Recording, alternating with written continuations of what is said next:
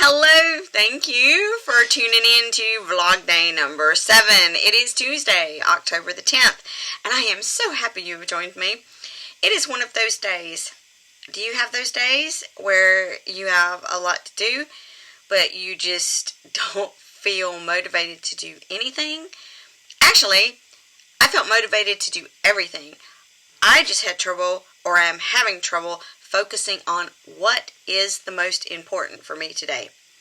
I'm going to confess to you, I am a very spiritual person. I don't want to step on anybody's toes, but I am a Christian, and I'm not saying that to try to be judgy or whatever. I just am. I am spiritual. I like to focus on higher purposes and beings and things like that, and I feel like I have a purpose for a higher being. I hope you have a spiritual happiness in your life. I really, really do, because I think it helps. Times like this, when there are certain tragedies that I don't understand, I tend to not cope with hearing the news very well, and I get very, very quiet, and I try to insulate myself away from that. I find things quite distressing. And in a way, I think that sounds very selfish, because I am not affected, and how dare I feel this way, but I just feel an amazing amount of empathy and confusion and fear and sorrow for things that happen to other people. And sometimes things just hit me hard, and I'm having a couple days that are difficult. And when that happens, I have trouble deciding what is most important for me to work on. So I had said that I was going to talk to you about the books, and I am going to, because hey, I'd like your ideas, your input on what should Trish be doing. And don't say anything mean, please. Always be nice. But I am excited and happy to say that someone has asked me a question, and it was a question about green screens. It is at P1DMPG, and they also have my book, and they are enjoying it, and thank you very, very much. I do hope that you are finding it helpful. But they ask, would you explain how the green screen works? They know what a green screen is, but don't exactly know how it works. So, I am by no means an expert, and there are probably video people that, are so much better than me. However, there are some videos on YouTube that you can actually type in what video software editing system that you use, and ask how to use the green screen, and it'll give you some tips. But just a down and dirty, you can have a green wall. I prefer a green wall. I have much better luck with a green wall. I do have a green curtain that I started with. I tended to get more shadows with that. But I do know that some ladies in our Ladies in Ventriloquism group have used the green backdrop, very simple, that they've gotten from Amazon, and it's worked great for them. When you record something in front of the green screen, wall, whatever, it's very important that you light the front and you don't have shadows in the back. That's why if you look around my room, you'll see I have like a bunch of little extra lights. This is a small room. The way the camera is, it makes the room look bigger, but this is a very narrow room, and I think that hinders me a little bit with the lighting. When you do this, it's very good that you don't have a shadow. I think because I'm so tight, sometimes I have too much light and it washes me out. So I switched from the proper photography lights to these ring lights, because I can turn them down. The problem I have with that is they tend to reflect in the puppets' glasses, and most of my puppets wear glasses. I wish I could figure out how to get away from that, but that's beside the point with green screen. Essentially, you're going to record. Make sure you do not have anything on green, or if you're using a blue screen, don't have anything on this blue that matches the screen, because it will be an invisible part. I don't know if you've ever seen a weather reporter, because they do everything in front of green screen, and they accidentally wear green, and they're blank. Anyway, you'll record your video, and then in your editing software, you'll put whatever backdrop that you have. I have different backdrops for my puppets. I find it so much fun. In fact, when I was in Tennessee, I drove past a Trump store. I've never seen a Trump store. I took a picture because I thought to myself, that is going to be the perfect backdrop when we get closer to the primaries for my redneck Clem. Because, you know, he's got a MAGA hat and he loves Trump. And don't judge me because that's my redneck Clem. And hey, I mean, who else is a guy from South Carolina gonna like? I'm just saying. I don't want to get political. You can like whoever you like. In fact, I miss the days where we could like whoever we like. But I'm just excited because that's going to be a cool one. Right now, I have a trailer he stands in front of, and he has a redneck chair. My diva for the one I did today, I did her a bedroom with a pole. I think it suits her. It's fun to come up with like crazy backgrounds and things. Anyway, so when you put the backdrop you want, then you'll have like a filter. I don't know what it's called in Final Cut Pro. It's called Green Keyer or something like that. Anyway, you just drag it, you apply it to your video. That tells the video editing software that to treat it as a green screen, and what it does is it just erases the complete green background and puts whatever your backdrop you want on there. And it's really cool, and sometimes you can have to adjust the light or things. I struggle a little bit with being washed out, but like I said, this is a very narrow room, so I don't have the depth with the lights that I think I probably need. I hope that's helpful. So I told you I was going to talk about the books. Like I say, I do have this book that is out. A lot of you may have bought.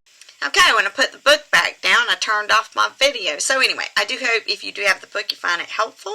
The next book, Ventriloquist Professionally Related, that I am going to be doing, it is going to be a lot smaller than this book. It's going to be bigger than a pamphlet, but it's not going to be that big. I can't tell you how big it's going to be because I want to cover both the U.S. and the U.K. The last time I was at the convention, I was asked some questions about when you decide, or when you become a professional ventriloquist or stand-up, and this applies to stand-up comedians, whatever. When you turn pro and you actually start making money, there are a lot of things that people don't think about that they need to start tracking that can be advantageous to them when it comes time to file your taxes.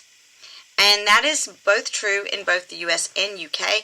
I have to deal with this in both the U.S. and the U.K. I will admit to you, the system is basically almost exactly the same in a lot of ways, but the forms and procedures are different. I know the U.S. system very, very well. I have been out of accounting and doing tax returns for a few years. I still do some people's tax returns. But as far as a professional accountant with a firm, I've been a ventriloquist for several years. But prior to that, I was a tax corporate accountant, and I've done tons and tons of personal taxes. And I think it's important that as you're getting your puppets and you're getting your things and you're learning and you're going to the convention and you're spending the airfare money and you're spending that and you're learning, and then all of a sudden, woohoo, you get paid. I think a lot of people are so excited and caught up in the moment. There are things that they need to have been doing that they haven't done. And so I decided this is going to be a little book to help you on your transition from becoming a starting out ventriloquist. I don't want to say amateur, and I don't want to say hobbyist, because I don't look at it that way. When you are a new ventriloquist transitioning into a getting paid ventriloquist. That's the book that I'm working on. It's going to have as many pictures as I possibly can of all the different forms and different tips and advice. I am in the outline stages right now. One of the reasons why it is still an outline, well, I've got the chapters written, a few chapters written, keys of what I want to say, but it's not come together because I am semi new to doing this in England. I need to get some, like, I've got tons of the copies of the forms or different things that I want to show you from the US. I'd like to include the same thing, but the UK version in the book. It is going to be more leaning towards, for exact detail, a US market, because I have more experience with that. I am not giving tax advice. It is nothing like that. What it is the tips and things that you need to do to transition from not being paid ventriloquist to being paid ventriloquist. That is what the next technical, educational, is it educational? Technical book, career technical book that is going to be coming out. It will be available May next year. Now, the fun thing, I love murder mysteries. You may have seen a couple of my murder mystery reviews. I am going to tell you about the murder mystery that's coming out. For you that know me or have followed me for a while, you know I'm a girl from Gastonia, North Carolina. And I have written a murder mystery, or I am still writing a murder mystery about a amateur detective that solves a murder mystery in Gastonia, North Carolina. Just a hint, basically, a body is going to be found on the Greenway. And y'all know I love a dog, so dog's going to be in it too. Dog is not the detective. It's not a dog book, but our detective loves dogs. Just and the dog is quite key into helping find this murdered person. Oh, have I let out too much? Anyway, it's been a rough day for me, but just talking has made me feel so much better. And I just want to again thank the person that asked me a question about the green screen, because I've been feeling a little bit today. Do you ever have those days where you just feel like you don't have a good purpose? Like, I don't have a good purpose today. That just made my day, because it made me feel like I have a purpose and I can help somebody with a little bit of something. Good news. I may have told you, may have not. I did manage to get my 3.25 miles jog in today, and I had a killer leg day workout at the gym. And fingers crossed, I got a birthday coming up in December, and I'm hoping to have some cool old lady progress pics. Anyway, thank you so much, y'all, for tuning in, and I cannot wait to share tomorrow, and please ask me some questions. Sorry I didn't have any pictures. Bye, y'all. Oh, remember, do unto others, always be kind, and forgiveness is key.